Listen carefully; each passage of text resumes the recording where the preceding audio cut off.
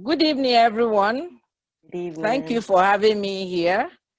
I've been here listening to the young ones. I'm the grandmother in the house. Yes, and everybody calls me grandma. Honestly speaking, I must say I am pleased and I'm fulfilled in a way because I've had the young ones, Omolara, Tong, Abosade, and I think Omolara, Tong, Abosade, and the other doctor. I thank you all. You've made my day. Because I thought, because I've been dealing with so many parents, and I thought that we are losing it on parenting. But if Nigeria and the world have quality of people that have spoken here, Irene inclusive, I am done. I would have said I don't have much to say to you again. I thank you all. I also want to thank Tong and Abosedi. Ooh la la, they've told us that they appreciate teachers. Thank you very much for appreciating teachers. Let's put our hands together for teachers. Teacher for life. Yes. I want to take away three things on three perspectives, and it will be so short. One, how was it in our days when we were doing parenting on the parenting of our children? Basically, it's almost all what those beautiful young ladies have spoken about. One, bring up your child in the way of the Lord. We are not talking about taking your child praying five times a day and all the Quranic recitation. We are talking about bringing your child to be godly, innermost, the outward behavior. Those things are important, the churches and mosques and the recitation of Quran and Bibles. But we must, as parents, show the children, we must be their role model. You are asking a child not to talk too much, not to gossip, and on the phone you are, hey, Mama Samira, you know what happened yesterday? Irene did this. So we must be the role model that these children, that is bringing up in the world of the Lord. And all of you have spoken about the routine, daily routine. We had daily routine and it must continue. Quality time. In those days, like Tone said, all of us we are now away everywhere, but now COVID-19 had made us to settle down, to come back, to reset our lives and being able to have family time with our children, quality time that they will know that we are there. Most of the time I tell parents, I know we have to go out, I know we have to work to make life easy and put things on the table for our children, the education, the clothes and others, but we must make time for them. Most importantly, too, in nowadays, they listen to us, although in a different way. When you ask a question, they will answer you. Can I put it here? Put it on my head. They are telling you, put it where you are supposed to put, but they are listening. So we should continue to listen as parents. Now, coming to the modern times and the children of today, 21st century children, you must start where they stomp you. What does that mean? They're hidden messages in their behavior, in their looks, in their ways of life, in the friends they make. You must know those hidden messages. Then importantly, you must identify your children's nature. Children are wired differently, quite differently. You must understand how they are, who they are, how sensitive they could be to things, how determined they could be, how serious they could be, how loving they could be, how curious they could be. Then when you have children, having time.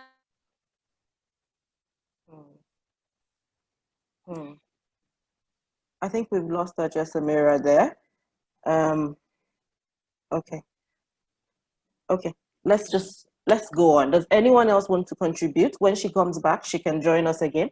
Does anyone want to contribute to this discussion around discipline and traditional and modern day discipline, punishment, and discipline in these times? How do we ensure that they know that it's coming from a love place rather than we're just frustrated and we're doing it? Anyone wants to contribute? Let me say something about that. Okay. Let me say something. Okay, so when it comes to discipline, we'll always tell parents to look beyond the now and think about the impression that you're leaving, the long-term effects of whatever discipline method that you choose to work with your child. The primary aim of discipline is to teach, so that when your child is faced with that particular situation the next time, they will do better. So at the end of the day, whenever you're trying to discipline your child, your main goal is to equip your child so that when they are faced with that same, when they have that same challenge, or when they are faced with that same choice, they will make a better choice, right? So when you talk about punishment and discipline, they are two different things. When you punish a child, you're just inflicting pain. And at the end of the day, you wouldn't have taught your child anything, right? So for every interaction you have with your child, they leave with an impression. And you want to be careful what impression that your child leaves with every interaction that you have with them.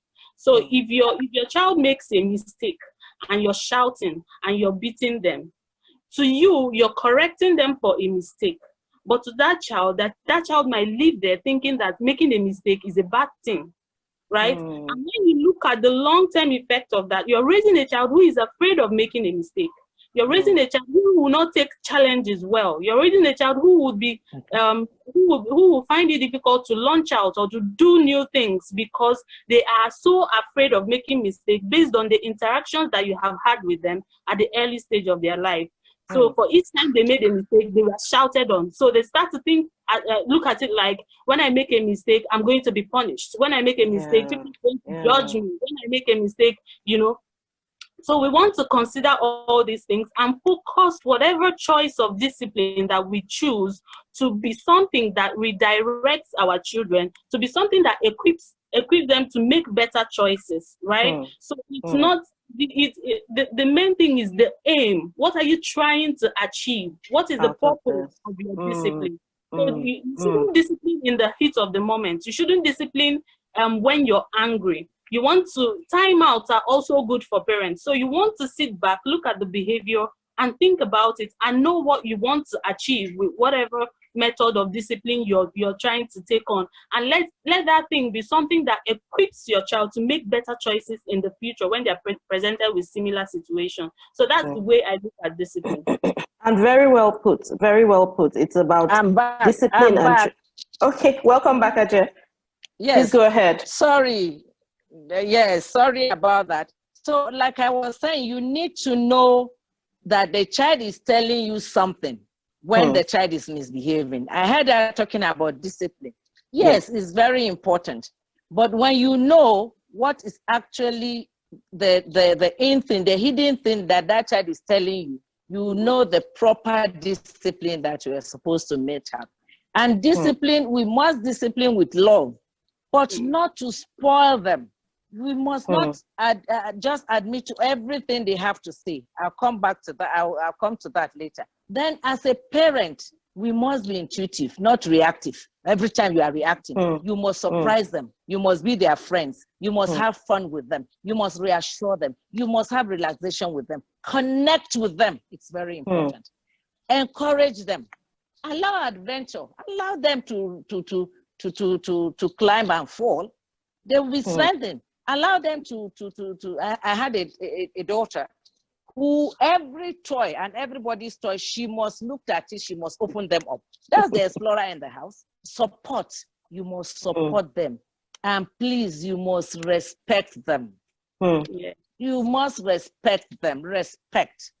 Now, before I leave, I'll give you 6 brands of parenting that will be it's a natural phenomenon. It's there, we're doing it, but we don't know that we're doing it. 1, the caregiver. Every one of us were a caregiver, and these children are imputed to us to be in our care.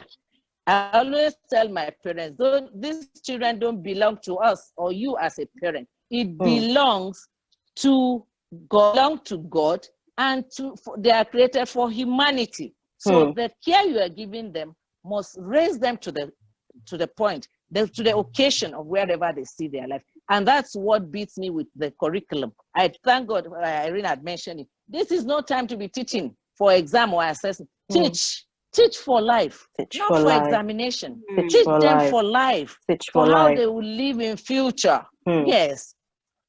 Now, number one is you are the caregiver brand. Number two, the jester. Yes, you must be the jester.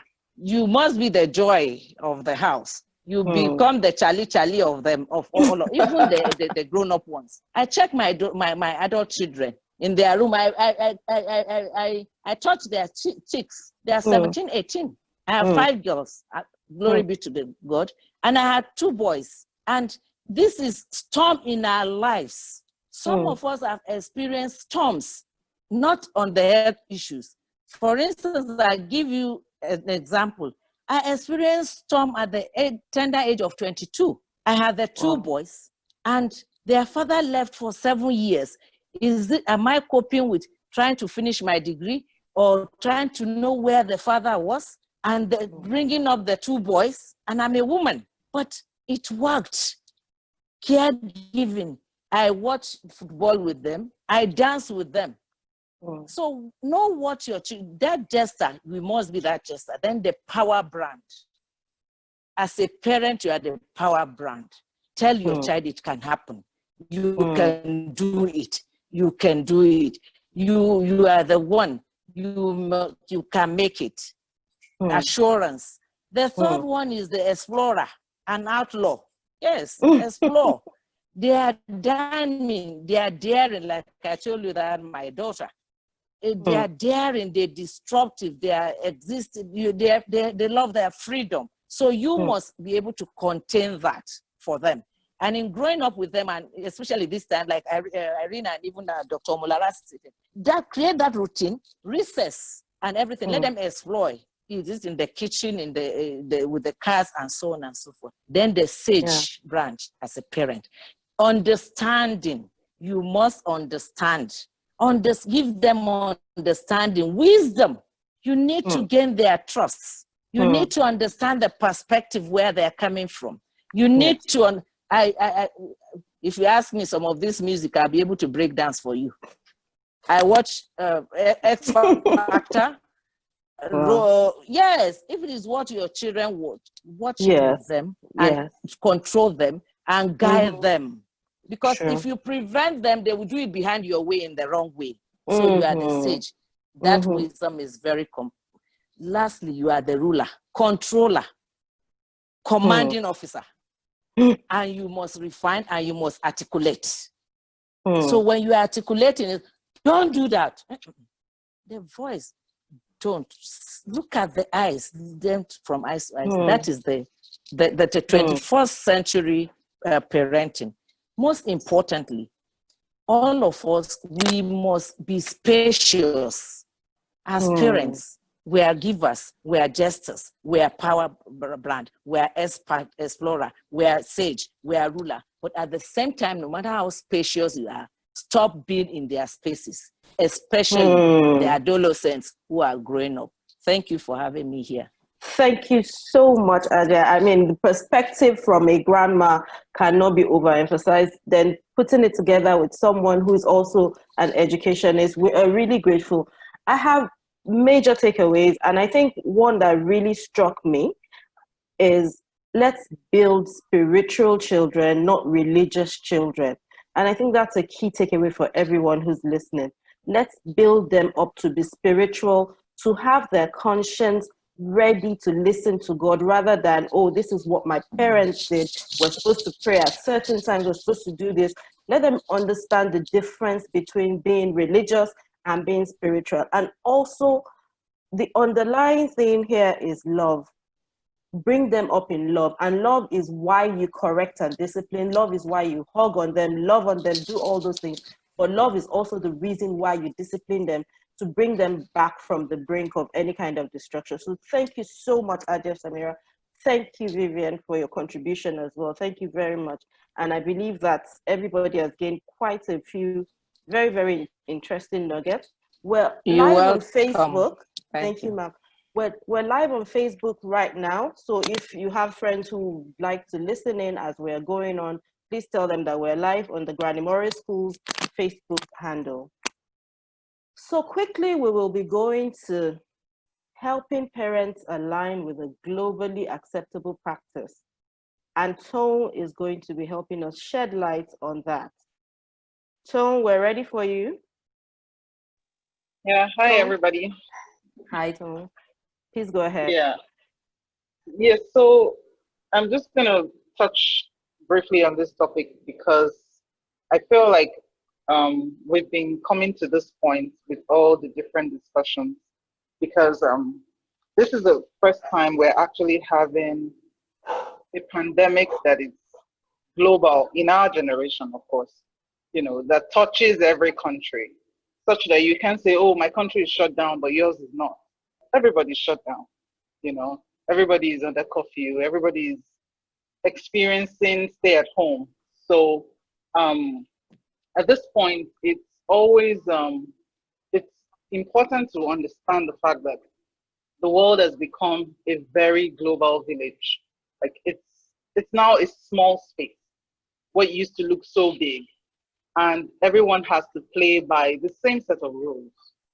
So, and I think it dawned on all of us very quickly the importance of technology.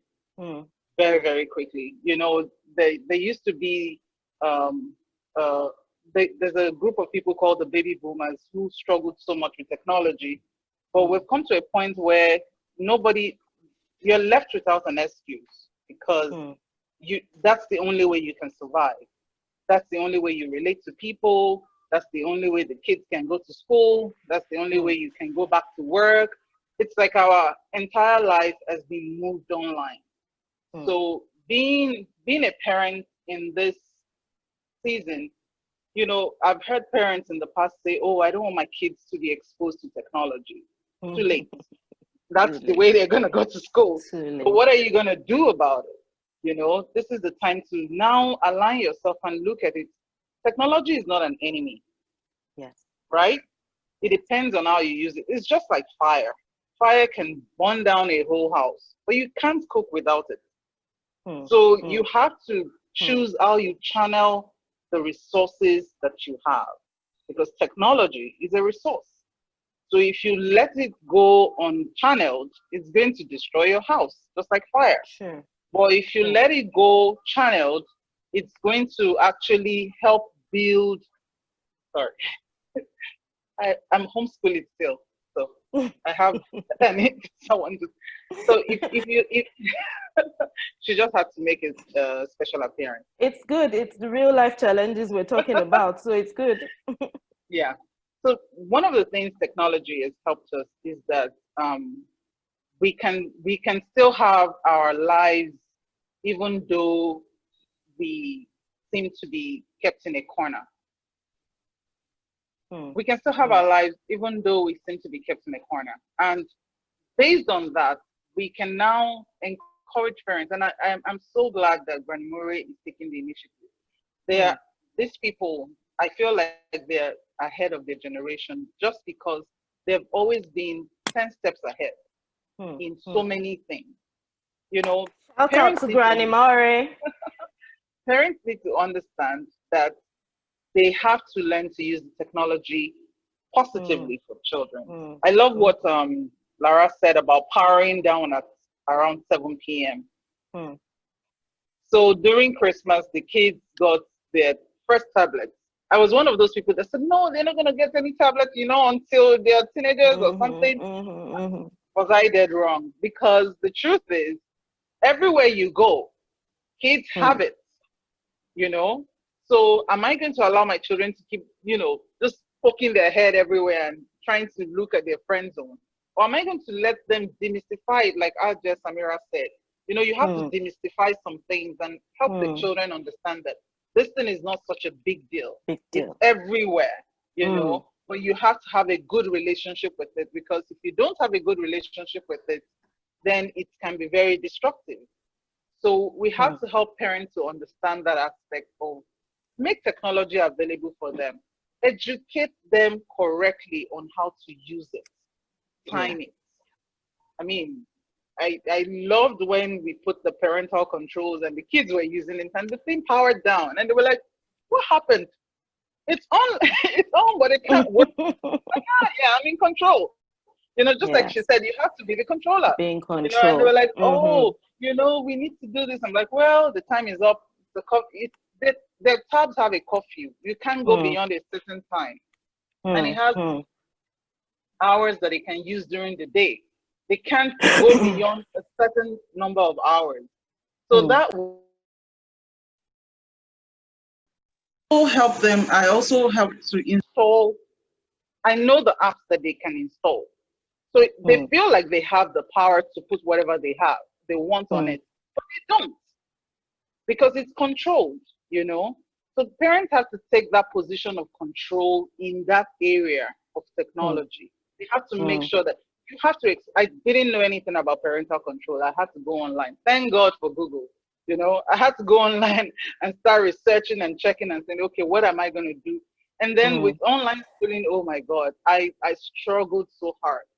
And I realized that even I don't like to sit for hours on end doing a particular thing, except I'm deeply interested. So I had to allow breaks. At some point, I'm like, let's do this. We started printing out some things because you also, because of their eyes, you don't want them being so completely on the screen. Staring at it for long, yes. Lighting and damaging all the, you know. So the things that can be printed, we print it out so that we can have, you know, pen and paper. And it's interactive too. And then sometimes I allow them take turns on, you know, systems, not because they can't have one system to themselves, but I'm also trying to teach them, you know, being able to share, share, you know, and then use public space, because if you feel like it's yours, you know, you just want to one corner, not, you know, so exactly. And then you have to make sure that wherever they are using it is public. It's not in the corner of their room, like someone mentioned that, you know, not having TV in their room, because you want to be sure of what they're watching. True. The world is a crazy place, but we're not crazy with it. Yeah. So we have to be smarter than those who think they're smart, who are trying to, you know, prey on the kids online, because there's so much going on online. And there was something Ajay said about being able to watch with them what they watch, you know, because that way, before they can do anything, they will seek your permission. I always tell them, there's some things you cannot install. They will come and meet me, should I install this? I'm like, is it on the list? No. So sorry, you can't have it. You know. So we parents just have to come to a place where they are familiar with these tools. We have to use the tools that are we can't be ignorant. We can't ignore it. We can't say, oh, I don't know anything about it. I mean, thank God for free online courses. How to WikiHow. How do you do this? How do you do that? And then ask friends. You know, there are people like you if you feel like you don't have what it takes, you don't need to get a fancy system, you know. Yes. Booking is enough. That's the truth. You can even have the good old desktop, you know, just so that they don't feel, you know, so connected to it. It doesn't take away their tablet, by the way, because that is a generational thing we have to deal with. This is what it is for them. And we have it is where we're at. You know.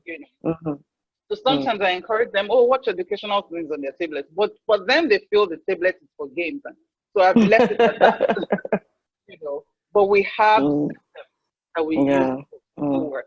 And I feel that, you know, these are areas that people can be supported. Even if you don't have one in your house, you can collaborate with a family, you know, that's close to you, that you don't feel that you're exposing yourself if you go to them, so that the kids can work together, because kids are social. So they always feel like, you know, let's do this together, because maybe they're within the same age group and they're working on a project together and all of that and all of that. I feel that right now for parents, we need to embrace technology to our favor. Mm. Make it Yes. work for us. Make it work for us. Work Yes. for our children. Yes. We need to educate the children on the pros and cons of technology, how useful it can be for them, and how dangerous it is also, you know. And that way we'll be able to forge ahead in what we're All right. working. Thank you so much, Tone. Does anyone else want to contribute to this discourse around technology? Tone said something and it struck me. Technology, like fire, can burn down your house without the right guidance.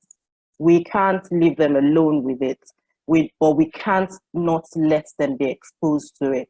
We'll be leaving our children in the last century if we do that. But then it's just to equip ourselves enough to help them do it safely and in a secure way. So thank you very much, Tone. Who else wants to contribute to this? Our polls are up. Can anyone say, can you just please wave if you can see the polls? The polls are up. Can we please fill the polls? Yes, we're flashing it on the screen right now. Please fill the polls and we will harness the answers and give the responses at the end of this session. Okay. Mr. B, you can take it off now so that we can go to our next question while people fill it.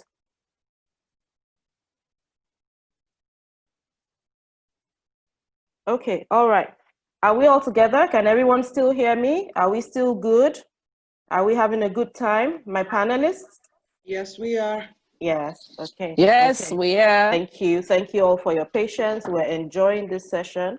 Thank you very much.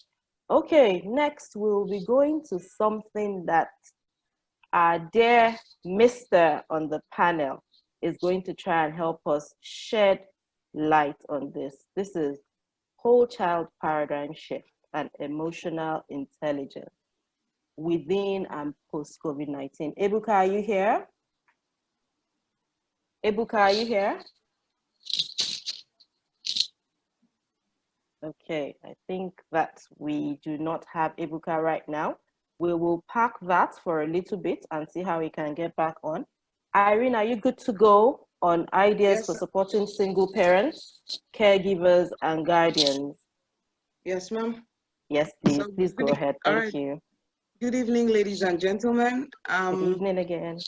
Good evening again. So for just background, it's usually beautiful when we come into forums like this for the conversation to center around families where there's a mom and there's a dad that they're contributing towards whether it is finances or responsibilities or even bodily presence in some sort of way.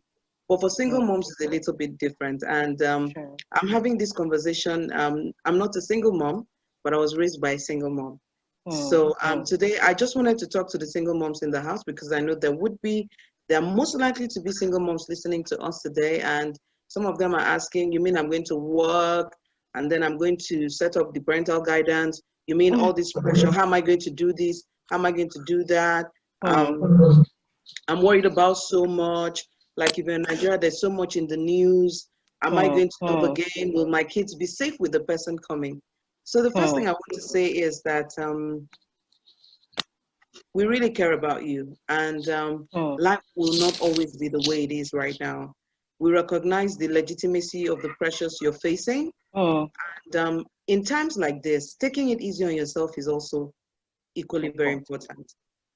So I would just say a bit about what it was like for my mom and I, and how we're able to navigate, all right? So for my mom, she was open to support systems.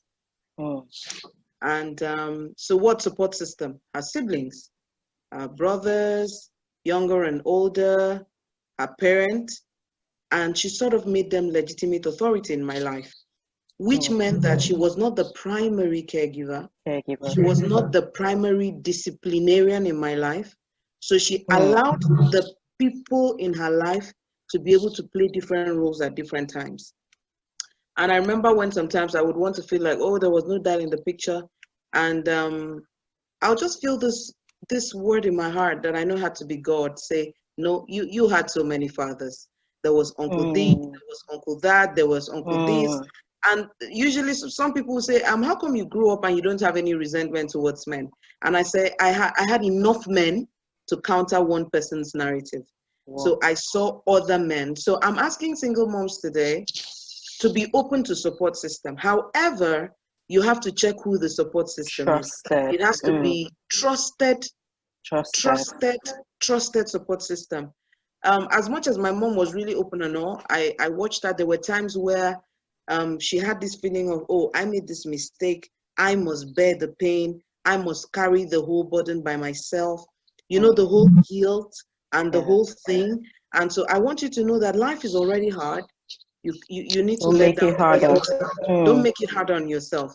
And I don't know whether single moms would know this.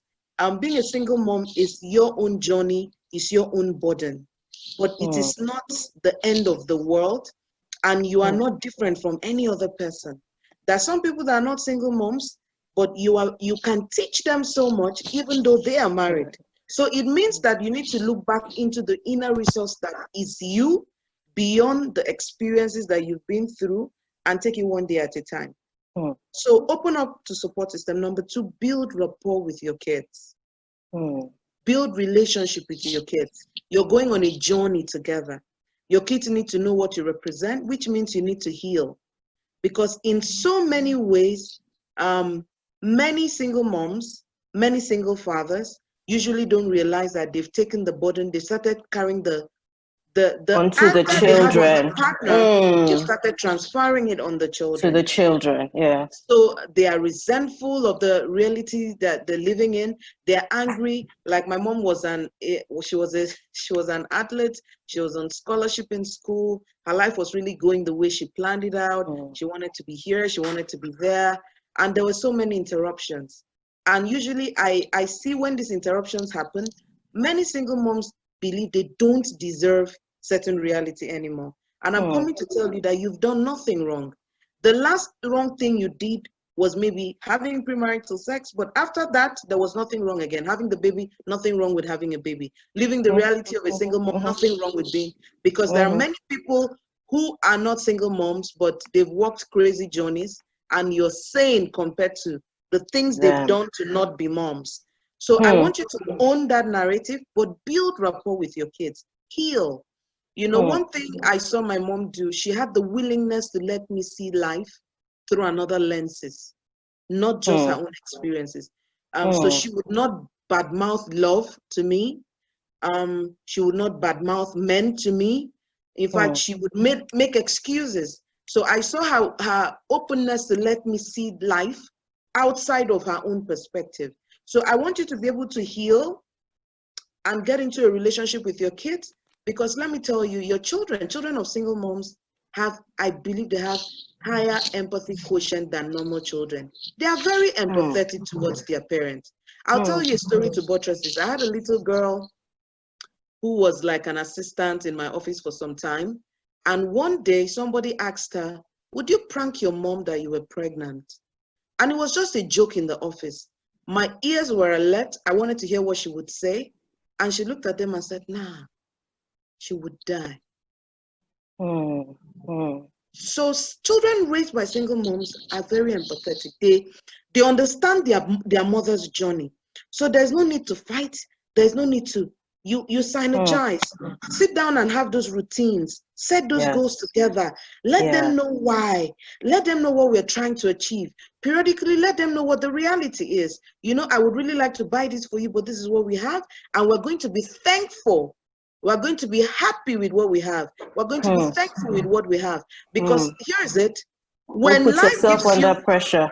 Yes, when life gives you a certain reality, your children are responsive to that reality. So there's no need fighting and grinding and trying to be someone else. I'm just appealing to you to be patient with yourself, to love yourself in spite of where you are, to understand that your children are on your team. You are the one they can see.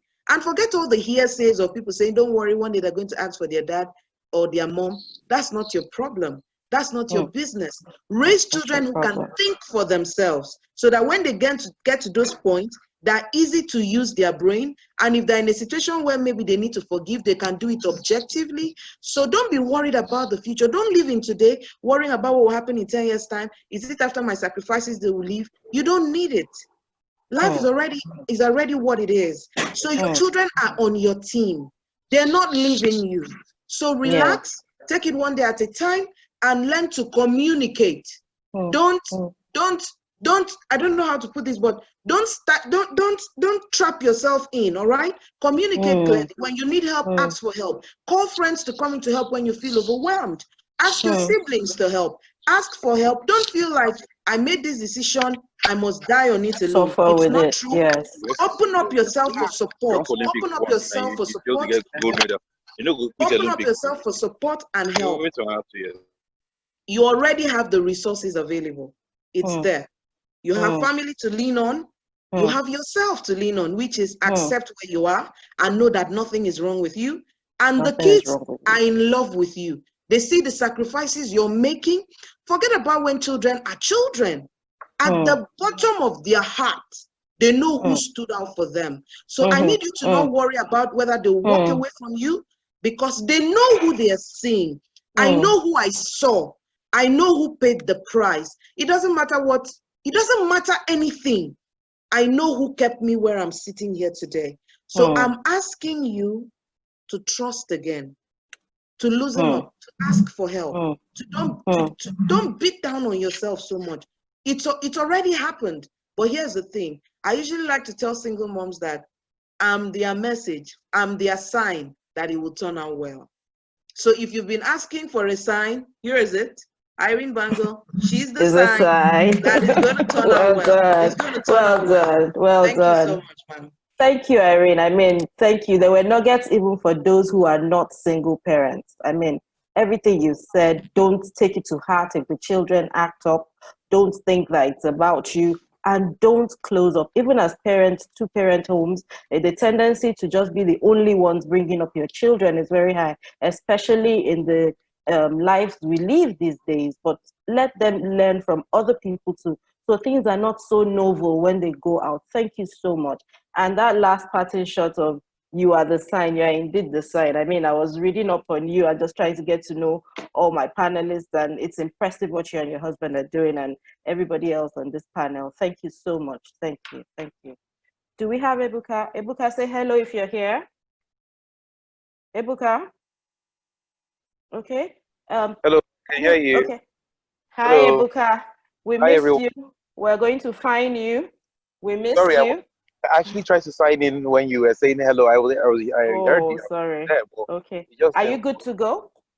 Yes, Are I'm you good to good go. to go? I'm Okay. good to go. Okay. Yes. All Good right. evening, everyone. So we want you to please talk to us about whole child paradigm shift and raising emotionally intelligent children in these times. Okay. Good evening, everyone. Thank you for being here. Good evening. I can see all my seniors here. Madam Samira, good evening, ma.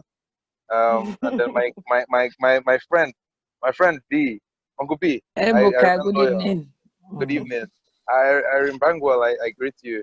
And Vivian, thank you for being here. So I don't know what to say anymore, because when I'm faced with this kind of panelists that are really parents par excellence, so I don't know what to say to add to the conversation, but I want to share something that I found interesting. I have 3 children, and all 3 of them cannot be more different from each other.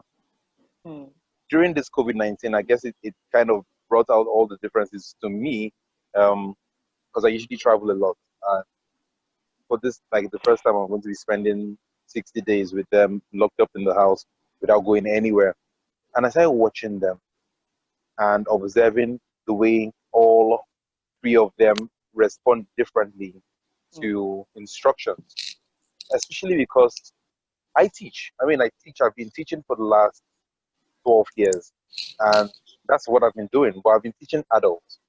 And now I have a very big, profound respect for teachers who teach children, because my goodness, it's so much different. So much different. Like about a month ago, myself and my wife, we had this spiritual debate, and I said, no, look, you know what, you have to be handling, training these children in terms of the online school, because for me, it gets me worked up. And so women, I'm surrounded by so many women. Well done. The way you guys do it, teaching children is one of the spiritual blessings of life, because it demands everything, patience, understanding, knowledge, all of that. So I appreciate every teacher in the house. Well done. I'm coming. This is me speaking as a parent. Now, what did I observe in the last 3 weeks? There are 4 unique personality types that can play out in your children, especially how your relationship with them. And if you don't realize these different personalities, then it becomes a problem identifying with them. And you can label a child as being stubborn or troubled or difficult, when really it's your communication with them that requires a bit of retweaking. My first son, by nature, he is an obliger. In other words, he will oblige you to the point where even when it's not in his best interest to do, right? And he will do that until the point where he thinks you're taking advantage of him, and then you'll experience rebellion. Now, that unique personality type comes up for me as a parent, because you're wondering, like, why can't you stand up for yourself? Why must you do what your friend wants you to do, right? Well, the moment that I realizing that he's an obliger, he requires, for him to sustain interest in something, right? He requires somebody to always be with him, to hold him accountable. So, like an accountability. That came up for me strongly, and I realized this is who he is. I tend to treat him differently than I treat my first daughter, who is a different personality type in learning. So she's more of a questioner. She asks the most. She asks questions that you're wondering, like, how did you even think of that? Because you've never really considered it, even as a parent. Daddy, why do we use money, not trade by barter? She will ask you that question. Daddy, why do you go out when there's coronavirus? Right? You want to understand those things. Now, you're forced to. You can't just tell her because I want to go out. I'm a parent. No, it just doesn't sink for her. She'll ask you again. So, as a question, I realized that the way you teach her, you're not just teaching her what to do or how to do it. You as a parent, you have to understand she needs to know why she should do it that way. And if she can buy into your why, then she can easily go through with whatever else. And this is not just for kids. This is also for us as adults, right?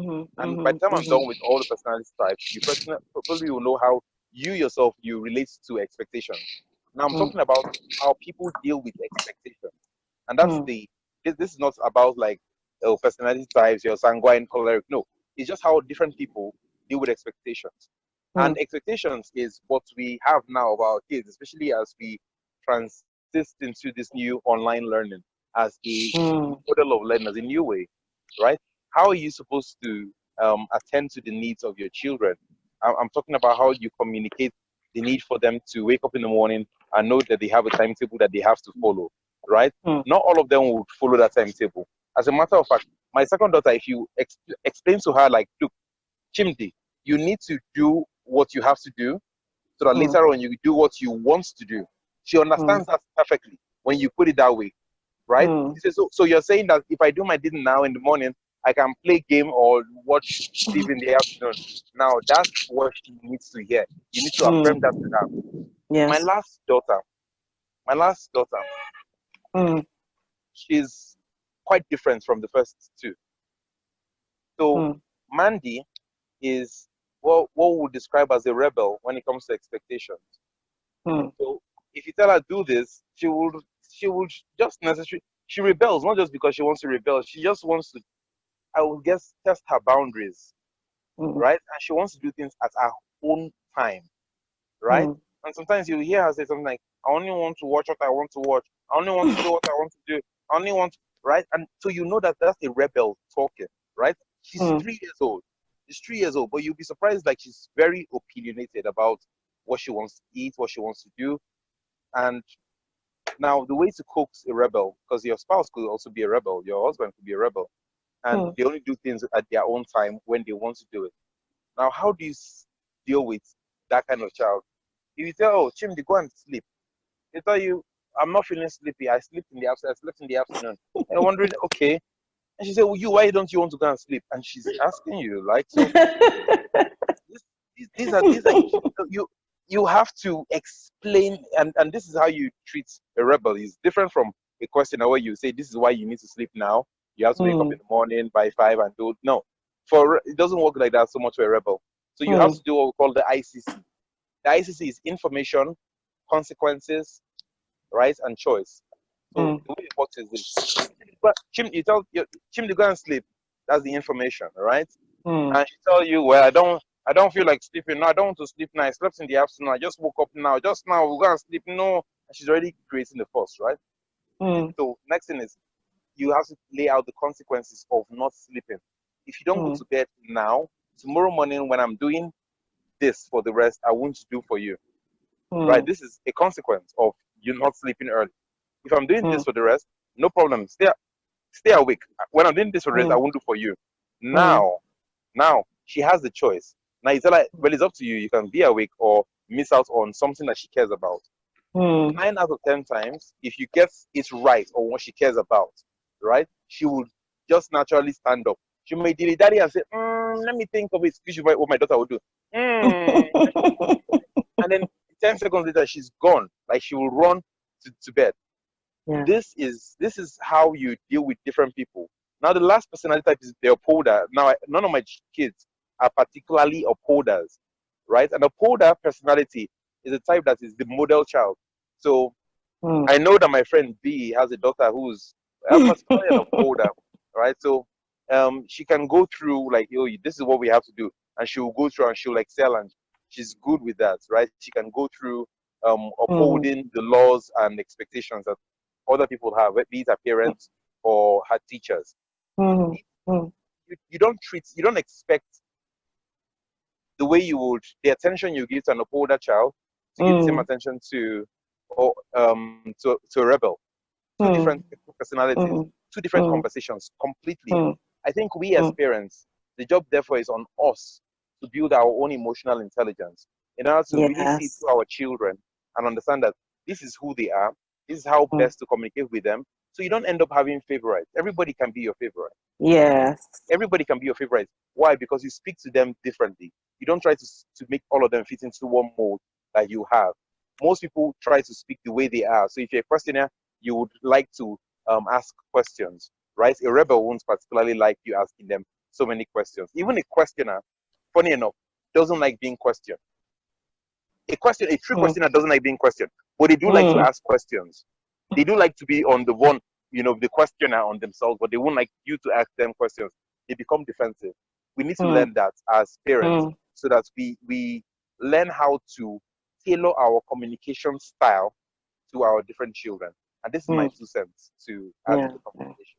Thank you so much, Ebuka. Thank you. I mean, in these days of justice for this, justice for that, and all whatnot happening, we need to build children who can think for themselves, who are intelligent enough to know that, okay, this is getting to become a dangerous situation and can get themselves out of it. So we can't overemphasize that. Even as parents, you need to know yourself well enough to be able to relate with these children at their own levels, which is really important.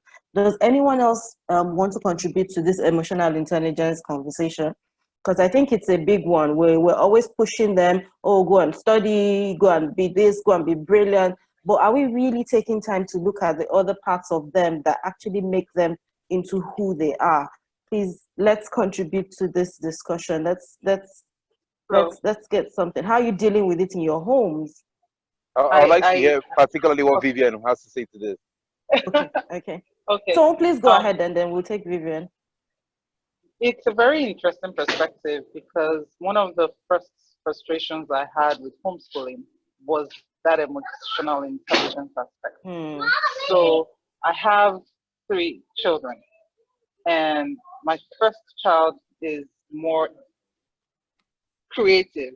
I mean, if you give a sketchbook and watercolors and pencils, we can have her locked down for a whole day. But don't tell her to come and do multiplication table. Then there's going to be a problem. Then we're going to have a very serious discussion. And then we can be on, 5 you have 5 math problems and we can be on it for the next 1 hour. Not because she doesn't know it, but she's not interested. She's just not interested. Then we have another one who can solve a book of math problems and it doesn't seem to have enough of it, you know. For him, it's like, bring next, you know. And then we have one who can't read yet, but is fascinated with books. Wow. And that's, she's permanently flipping pages and telling her story the way she thinks she understands it, you know. So homeschooling those 3 was excruciating because you have to be different things at different times. Yeah. Initially, Dynamic. I was using a one-man approach, which failed woefully. I mean, I'm not ashamed to say that. It failed woefully because the creative one was not having any of it. She didn't think, she just thought that, oh my God, I can't wait to get back to school. Because then in school, she can hide under whatever space of the large class and do whatever she wants to do. And then the second one just felt like we were not giving him enough work to do. Wow. So he was bored, like, what's going on? And then the third one was just like, why is everybody focusing on other things and not reading to me? You know? So I had to call a few friends, you know, and I love what Irene said about support system. You should never, ever be ashamed to ask for help. So I told a friend of mine, I'm like, I don't understand. I have a kid that if she gets a B, she's like, you see, I got a B. You should be happy. Meanwhile, I have one who, if he gets 9 over 10, he starts to cry because he doesn't understand why he missed that last one. Wow. You know, and she said you have to approach them differently. You can't go hard on the person who is creative because she doesn't look at you like a monster. So you have to sit down and say, you know what, how are we going to do this? I have this sketchbook I want to give you. I have this painting I want you to do for me. But we can't do it until we finish this. Boy, you should see the speed. We were finishing work on time, you know. And then I started giving her responsibilities and like, oh, I'm going to connect you because she likes drawing anime. I'm going to connect you with this friend of mine whose kid also likes anime. Oh my God, you know, she lights up. And now we're engaging on a level that she understands.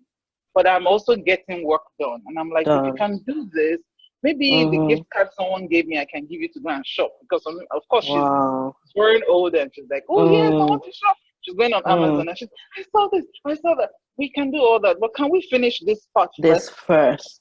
You know? And so, and then, of course, in the areas where I can't help her, I get someone to support and help her there. And, you know, sometimes set up conferences with the teachers and do Zoom meetings with them so that they can do, you know. But I realized that I couldn't keep her on a system for 3 hours and say she's doing online school. That's not going to work. I'm going to be miserable. I'm going to be miserable. I will have a screaming match, and at the end of the day, I will feel like a failed parent. Achieve anything.